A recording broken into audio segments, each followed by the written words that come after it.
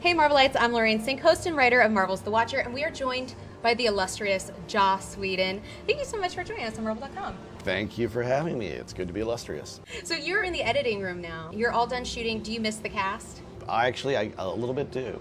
I mean, I don't miss them as much as they clearly miss me and are probably crying because I'm in the editing room, so I'm with them all the time. I get to see all the stuff they did, and so it's a little bit like we're still together. But no, they're all there. They're great. Now I just got to jumble them around, so it seems to make sense.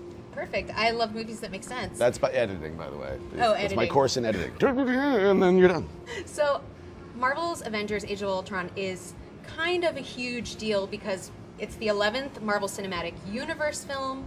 It's all connected. There's now the show, Marvel's Agents of S.H.I.E.L.D. There's also a new Netflix series coming. There's a lot of continuity, and the universe is all huge and connected.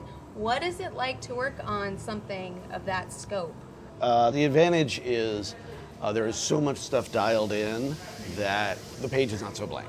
You have a lot that's figured out, but then there's a whole ton that you have to either figure out or service or, yeah, but in the next film we're going to do this, so you have to do that. Sometimes it's helpful and sometimes it's restrictive. Now, is this something where you drew from a certain storyline in a comic book arc, or is this something that you're really trying to just go and do your own thing? You draw obviously from the whole sort of history of how I've experienced the Avengers, which I've done since I was 11. But this isn't taken from an arc. This isn't, pulled from that time when there are certain images and ideas that we all looked at and said, well, we know this represents how we feel about what Ultron means and what's cool about him, that we definitely cribbed off of. But the story is essentially mine.